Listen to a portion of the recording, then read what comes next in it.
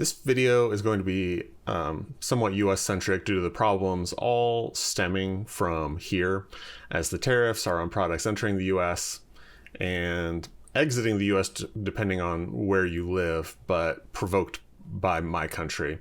No matter where in the world you're watching this from, what's happening in my country is making companies and your beloved hobby collapse and making games more expensive, even if not as dramatically as here. And I'm genuinely sorry about that. But let's get into it.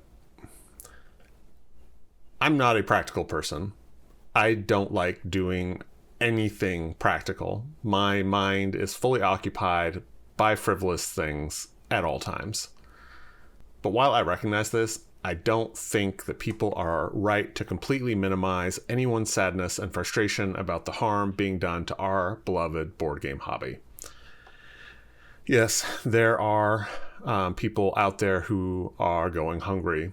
Unfortunately, there always have been, but also unfortunately, and more unfortunately due to the policies of my country, more and more those numbers are growing.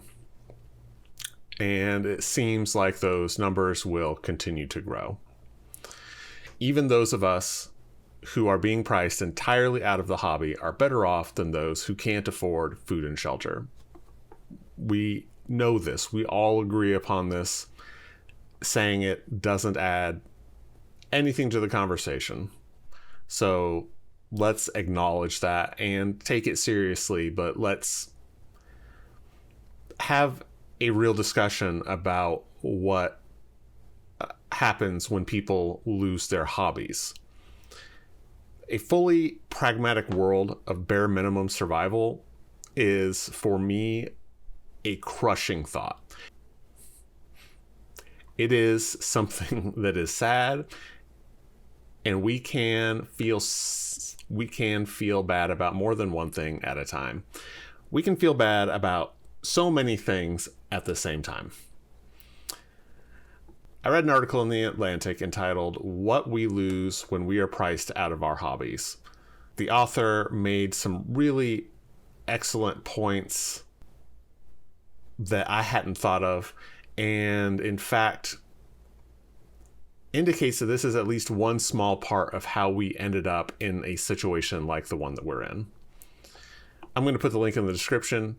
The Atlantic is paywalled, which as a writer I understand, but which also has a certain irony to it given the topic at hand. Anyway, the author of this article was really into skeet shooting for a long time. He'd go to the range every weekend and go through a 250 shell box of 12 gauge ammo and blast clay pigeons. When he was a kid, a diverse bunch of sports shooting enthusiasts took him under their wing and taught him a lot and connected with him. But as with all of our hobbies, I don't know how the market understands this, but it seems to. The cost of ammo outstripped the cost of inflation, so he stopped shooting clay pigeons. Big deal. What a value was lost. But he described as now an ivory tower professor how when he looks through the contacts in his phone, the ones that stand out are the ones that he gained from hobbies like shooting. Diverse ages, races, religions, beliefs. Otherwise, everyone in his phone are people from his career and his social spheres who are a lot like him. Regardless of if the things that you think are right or wrong, you will most likely be in an echo chamber of people who agree with the way you think. You know, why would you surround yourself with people you think are wrong? And not only that, but who will attack you for most anything you say. You're lucky enough to not have that happen with people who you almost fully agree with. Some of you out there have the personality to tolerate or even enjoy these sorts of interactions. I have anxiety and choose to spend my limited social energy in other ways. But the place where this doesn't happen nearly as much is in our hobby spaces, where the shared interest is there to act as not just neutral ground, but a positive one. Hey, this guy likes the same board game I do for a lot of the same reasons. I understand how his mind works. I'm going to give him the benefit of the doubt. And I genuinely think that the board game hobby is one of the best for crossing all of these barriers. Board games are a great family activity, but they are also a great activity when you're having beer with friends or when you're relaxing alone. Kids love games. Graybeards love games. People from around the world love games through all time. And I love seeing where my viewers hail from. I love how people from all over the planet communicate about this hobby in all these various forums. That is not a small or unimportant thing. We seem to have fewer and fewer opportunities to recognize the humanity and goodness of people different from ourselves.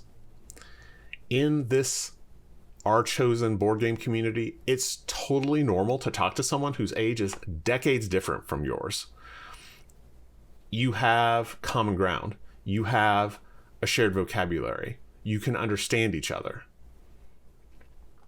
Like, you always can. That's not... But how often do you try to? This is totally different from our curated realities, whether it's done by algorithms or by ourselves. Either way, our outrage is capitalized on to keep us engaged in viewing ads. We all niche so far down. I mean, I have a channel meant for people who play board games alone. By the way, if you play board games with other people, get out of here. Okay, let's take things down a notch. No one is coming for the board games on your shelves.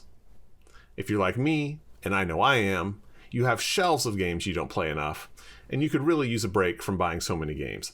I've been on a year-long slow buy year, and I still have a shameful number of games in shrink or unprinted on my computer, let alone the games that I already know that I love that I haven't played in way too long. But now let's take things back up a notch, because when that's the only way that we interact with board games, people in our beloved board game industry that create those things for us lose their jobs. Stores and publishers close.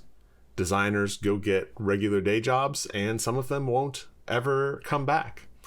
Once bitten, twice shy. Fool me once, never fool again. It's weird. I have a certain ambivalence because I did come from the hardcore punk culture and scene, and there we made our own labels, had our own albums pressed and sent out with our own distribution, often centered in magazines, did our own booking, had our own venues, even when they were just punk houses where you would also then get put up for free.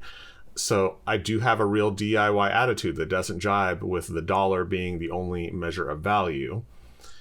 And yet I don't think that when we have creative people that the only way that they should have, like, the best thing is for their only creative outlet to be done entirely for free after their workday.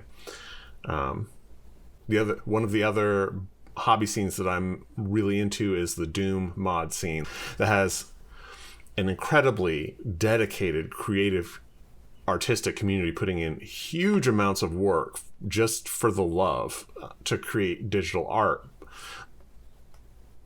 Anyway, like, that's really complicated for me, and it's an idea I want to explore, but in a future video, because I don't even know what I want to say about it yet. So stick a pin in it while I try to do that. So while playing games you own is a key way to participate in the hobby, and joining communities based around the games you've gone deep into instead of the ones that just present you with a survey of things that you can research to buy. I think that doing print and play, even if it's ugly, is a good way to stay connected and getting new things for a low price. I think on this channel, besides my usual lists and playthroughs and reviews, a big focus going forward for a while is going to be about different ways to not get priced out of our hobby, because I think that it makes, not only does it bring us a lot of peace in anxious times, it's the sort of thing that makes us better people. And I am hoping for your ideas. Maybe the comment section here can be one of those communities where it doesn't have to revolve entirely around buying. But like I said, I do think we owe it to the game makers to figure out how we can support them. That's going to look different for each of us depending on our means. This is so complicated. Just in my personal life, I was already dealing with the idea of how to not get priced out. So this is something that I've already thought about a lot about, that I have mentioned lightly in a few videos, and now it's just become so relevant that I want to call it out specifically and share these ideas with all of you. Because my greater point that you may question of if I have at all here is that hobbies are important. The board game hobby is important. Don't be ashamed for feeling upset about what the chaos of the world is doing to it. Personally, board games are where my mind wants to go for peace. When I'm stressed, my brain will either look for terrible little dopamine hits of doom scrolling or the peace of board games. I really want to keep the latter in my life, and I think that it would I think we'd be we only get into a much worse place mentally and literally when the former completely consumes us. As Tyler Harper says at the end of this article, as high costs make hobbies more exclusionary, I worry about how my social world and our country will change. A society where communal leisure is more and more unattainable is one that will also likely become lonelier and more intolerant of difference. Okay, that's enough for today. Look out for more videos about the subject.